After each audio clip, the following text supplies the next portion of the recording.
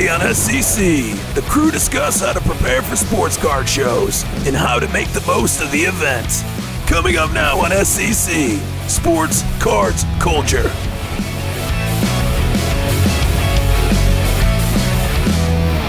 Welcome to episode 13 of Sports Cards Culture. I'm Chris, here with Josh of Cardboard Chronicles, Kristina, Kristina's PC, Nick, Stiff Arm Wax. Today we're talking about sports card shows, and first let's talk about preparing for them.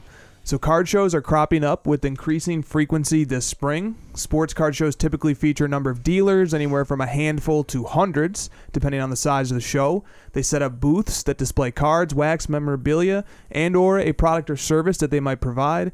And the booths are spread out across the room so that attendees can approach and chat with dealers in order to buy things from them. Of course, the biggest show every year is the National. And the 41st National Sports Collectors Convention will be held from July 28th to August 1st here in Chicago, Illinois. Visit their website at nsccshow.com for more information. But before we get to discussing the National, which we will have coverage of in future episodes as well, and is still a little under 5 months away, there will be dozens of local and regional sports card shows taking place. In fact, one of the biggest regional shows, the Dallas Card Show, takes place this weekend. It is a 600-table show that opens to the public on Friday, March 12th at 2 p.m. and closes Sunday, March 14th at 4 p.m. Please note that there are VIP passes available for purchase on their website. The Dallas Card Show seems to be happening about once every 2 months, so go to dallascardshow.com to get more information. Okay. Whether you're planning to go to the National, the Dallas Card Show, or some other show this weekend, let's take a few minutes and discuss how to maximize the experience. First of all, I think it helps to decide what you hope to achieve by going to the show. People go to shows for all types of reasons. Some attend with the intent of scavenging for deals. Some go to socialize and see friends. Some set up as dealers. Some just see it as fun. Others see it as serious business. So let me throw the first question to Kristina and then to Josh. Kristina, what do you aim to accomplish when you go to a sports card show?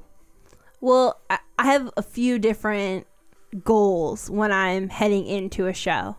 The first one is to document. So I like to take pictures and like get a feel for what's happening all over the room or venue. The second is to speak to as many people as possible, especially dealers. I love to know all of their basically life story in the hobby, their hobby life story. And then third, I'm always looking for the deal and looking for wax because I don't know. You can't go to a shop or a show and not walk out with some wax to enjoy later on. It's a good principle. Anytime you go to a shop or a show, buy something. Yes. And then just have fun, right? Like that's probably actually number one.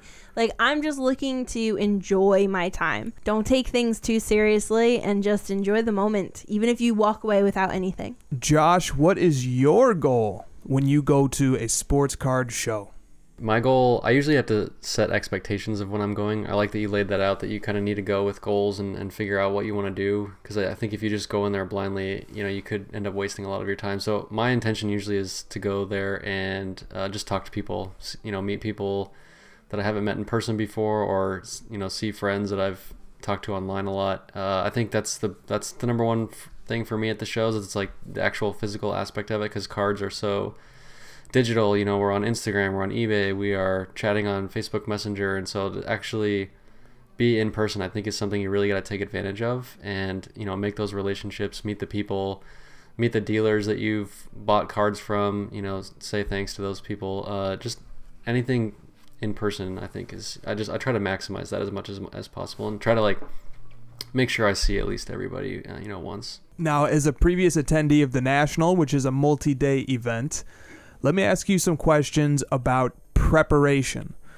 Obviously, attending a one-day local show requires a different level of preparation than attending a show that lasts several days and requires traveling. So supposing that you plan to attend the National this year, walk me through some of the arrangements that need to be made, especially in terms of travel and accommodations. First, you're going to want to find the hotel. I think you're going to want to spot out which hotel you want to stay at, and you might want to start thinking about, do I want to be within walking distance? Do I want to be within driving distance? Uber is incredibly convenient. I always Uber everywhere. Do you want to get a rental car possibly if you don't like Uber? And then once you have the hotel booked, then you figure out the airlines that's going to get you closest to that hotel, figure out the days that you want to be there, and obviously plan the hotel around the days that you want to stay. And then I guess the next thing is just like making sure you're prepared with the things you'll need at the show. Phone charger, snacks, water, comfy shoes. You basically just assume that you're going to be on your feet with nowhere to buy food for like 8 hours straight. Like it's basically like you're going to Disneyland, but there's no food being served at Disneyland. There is food at National, but it's hard to like find time to go eat, and it's hard to like break away from groups. You're just always like doing something. You're making a deal, you're talking to people. It's just like you need to have something quick and ready to eat on the fly. And same with like water and shoes. And the cell phone charger is huge. Your phone dies, like everyone's phones just start dying like halfway through the show. So I have like one of those portable like bricks, that external chargers. That's a must, because everyone's like sharing those and like sitting on the floor next to outlets and like trying to get power. The cell phone charger is really like a sage piece of wisdom. They there. are called external batteries, sir. External batteries. Speak to the virtues. 3. Kristina will never run out of those. She always keeps them charged as well. Mm-hmm. And then also things to even prepare. At home. think about your apparel. So for example, I'm wearing the newly minted base cards only line. You should move your. Oh, sorry. Yeah. Base cards only. Kristina is wearing the Grails only series, and Josh is sporting the quote. And then we have the graphic tee, which Stiff Arm is enjoying in his corner. So if you need a little fashion uplift, cardladder.com/merch. All right, Josh, when should somebody start making these arrangements for the National, for example? Probably now. 5 months sounds about right. I know with like COVID, that may be an issue for some people. They might be nervous. Hopefully the vaccines start becoming more common a few months prior to that, so that we can start planning out ahead. But I usually would say like 6 months, to be honest. Like making sure you get a good spot for a hotel. The good hotels fill up pretty quick. You might think like, oh, I'll just get a hotel whenever, but you'd be surprised how quickly they fill up. But you might be okay, still looking something a little bit further, because Uber is just, it's so easy, so convenient, especially if you're going to be rooming with other people, or like sharing or rooming next to someone. You guys can share the Uber over. It's like the costs for Uber is so cheap that it's not that big of a deal. Kristina, yes. You once planned a visit to the Pacific Northwest that involved visiting parks, dams, and around 20 card shops. And you had a great passenger. 20 at least. I think we went over 20. What advice can you give about making travel arrangements? Well, first off, pick your passengers wisely. I've never seen her answer a question more quickly as well. You were just, this one is right up her alley. Go on. First off, pick your passengers, partners, and travel companions wisely. No one wants a grouch in the car or on the plane when they haven't eaten or they haven't slept, and you have to deal with them for 8 hours in a car ride. Also, it's true. It is true. Like when you're planning a trip, I am one of those like Uber planners. Not to be confused with Uber car services, but I am a super planner. I will plan like the minute we leave, where we will be stopping, what we will be doing, what shops we'll be hitting, what parks we're going to, what hotels, and like book hotels beforehand, or like at least have the hotel info written down so we could book it at like if we're driving that day. But like my biggest advice to you is to not get bogged down in the details and totally go with the flow, because sometimes and it's coming from me, a super planner and like super organized person, sometimes the best moments are the ones on a trip that you weren't planning for. Spontaneity. Yes. It makes the trip worthwhile. It's about the journey, guys, not the destination. All right. So coming up next on Sports Cards Culture, making the most of your visit to a sports card show.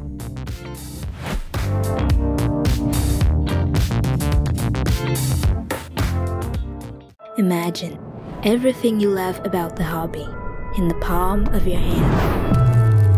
An entire store at your fingertips. Everything you need to know about cards is within your grasp. Unlock the secrets of the hobby. Plus, so much more. You don't have to imagine anymore. It's here. Card Ladder. Get the app today.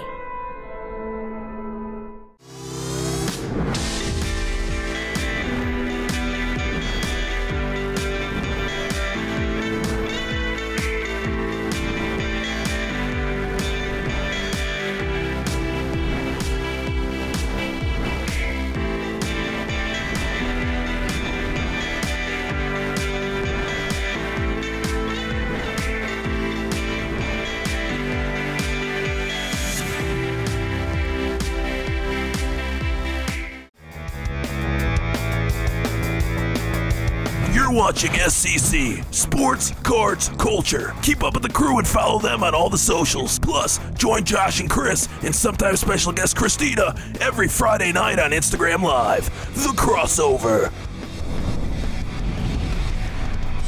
Josh, let me ask you this now. Now we're at the show. We're done preparing. We're there. What about bringing cards or cash to an event? Obviously, security of our possessions is an issue. Do you think it's wise to bring cards or cash? And if so, how do you make sure that they're secure and protected? So last time I went to a show, a national show, was like a year and a half ago before COVID, and my collection was worth a lot less than it is today, which I'm sure is true for a lot of people. So I used to bring my whole collection. I would not do that today.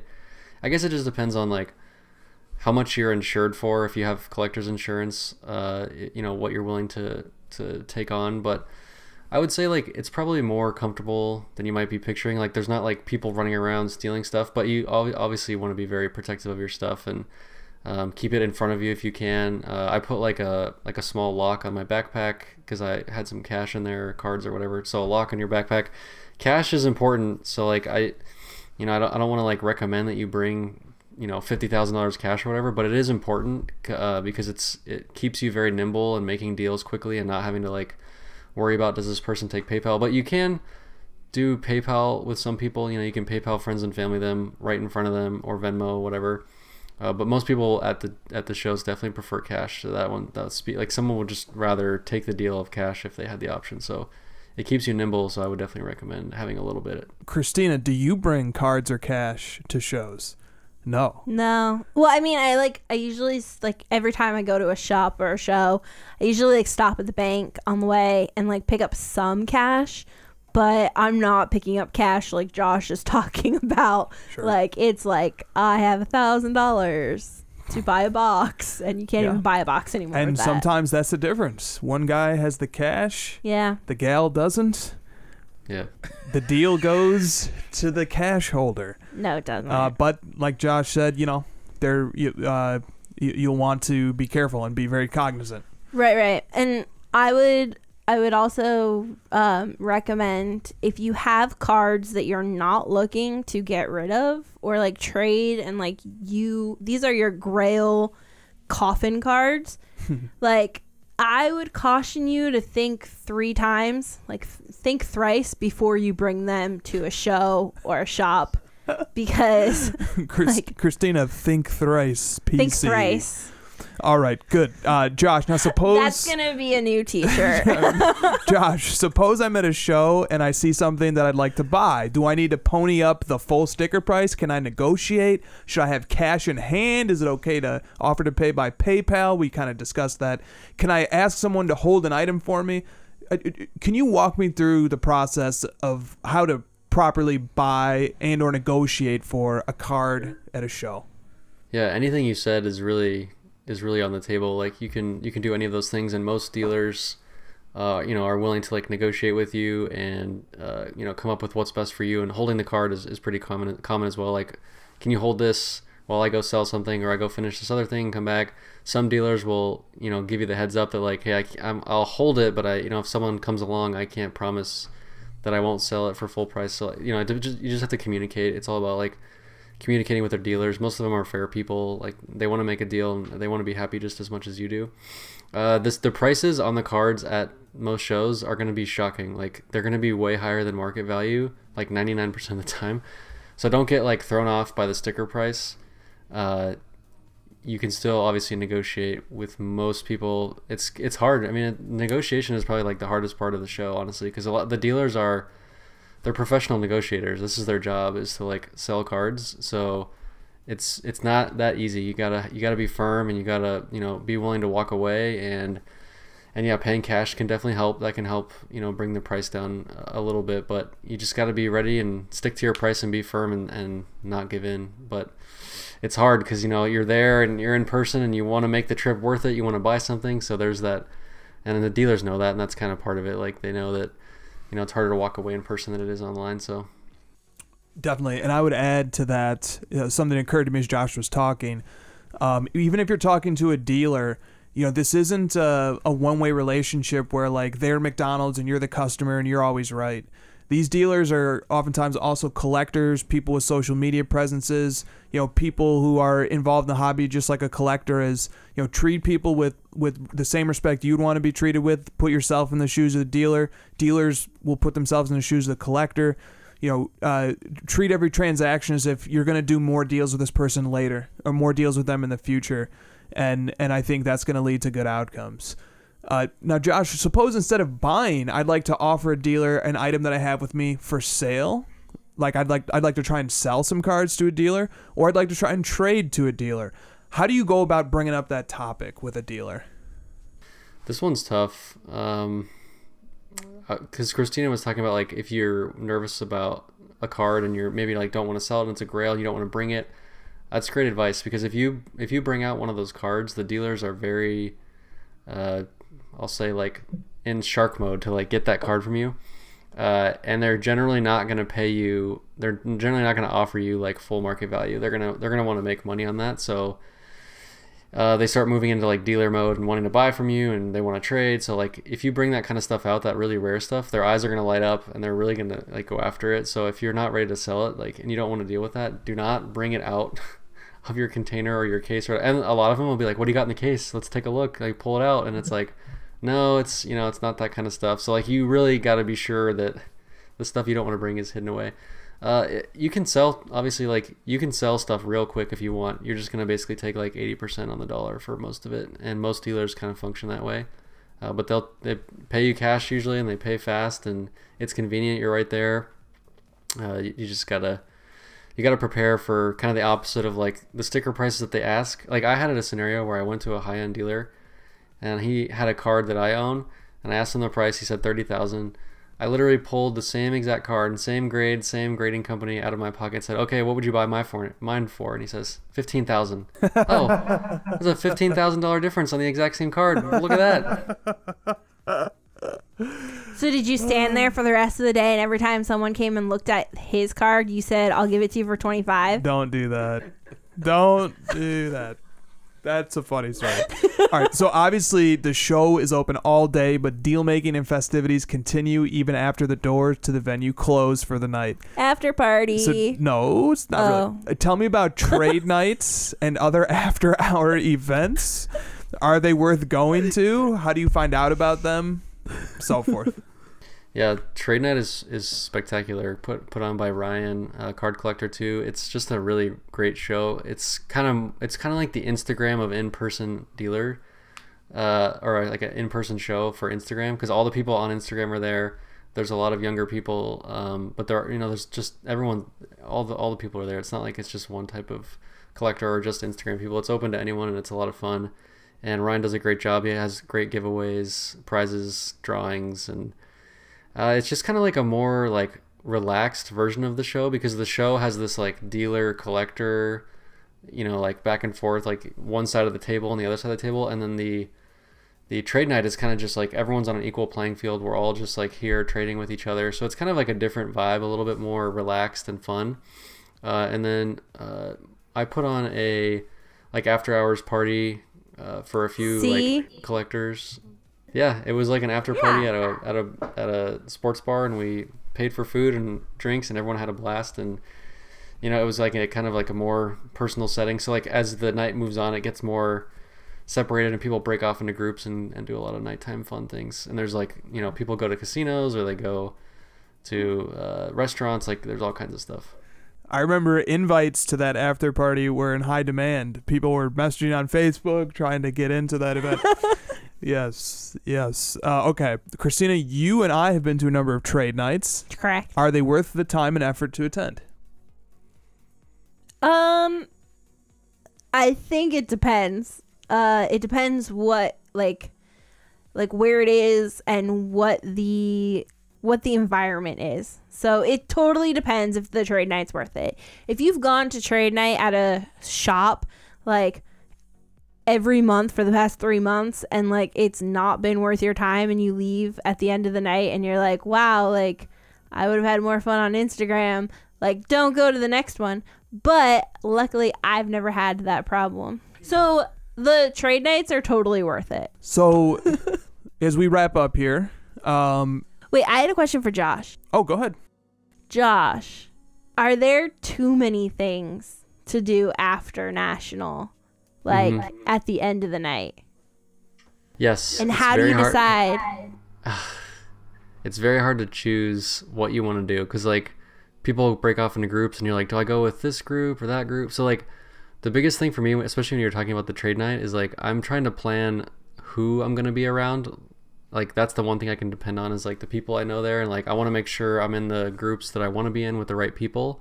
And then like the cards are kind of an unknown. You don't know what deals are going to be there, but like the people that are going to be there are kind of your known quantity. So I would like try to figure out who, if that makes any sense. Like you don't want to just go there and like hope to find your friends. Like you should probably like plan that part of it ahead. Like say like, hey, let's do this one night. 'Cause that's the part that I like to plan, is like, what are we doing each night? I don't want to get to the end of the show and be like, what are we doing? Let's all just figure it out. Like I need to know this is trade night for the first night. The second night is, you know, dinner night with this group, and third night is the after party night or whatever. Excellent. All right. So last question, same question to each of you. What is one piece of advice that you would give that we haven't already discussed? One piece of advice you would give someone for how to enjoy a card show? I would say like don't be afraid to like say no to some opportunity. Like if someone wants to talk to you for 20 minutes or someone wants to show you something, like if your time there is very limited, and if there's something you want to get done, or you're on your way to a table and someone stops you, like you know, in the nicest way possible, say like, I'm on my way to this table, I need to get this done, you know, can we do this later or whatever. Or, you know, dealer stops you. There's so many distractions, I guess is what I'm saying. Like there's just infinite distractions, and if you have a plan, like it usually goes to crap like really fast just because of all the things going on. So be firm and like saying no to certain things because you have a plan or a list of things you want to get done. And to conclude, Kristina. I would say don't be nervous about not knowing people every step of the way. Like Josh talked about knowing like planning around who you're going to hang out with. But if you don't have a who to hang out with every minute of the day, like we're all in this hobby together. So don't be afraid to like put yourself out there. I know some of us are a little more introverted, but like many of us in this hobby. So put yourself out there a little, like take your like extra boost of like encouragement and bravery that day, and just like go out there, and what's the worst they can say? Like go away. Use your Instagram on that aspect. Like tell people your Instagram handle, because a lot of people will be like, oh, I've seen your stuff, and like, oh, we've chatted, and you just sort of like make those quick connections with people that you didn't think you would, just because like you have this like Instagram connection with someone, or maybe it's Facebook, or you know, whatever. There it is. All right, this has been episode 13 of Sports Cards Culture. Enjoy the card show this weekend in Dallas if you happen to be there. See you guys next week. Thanks for watching. Tell us in the comment section below what the crew should cover next week, and don't forget to subscribe. See you next time at SCC, Sports Cards Culture.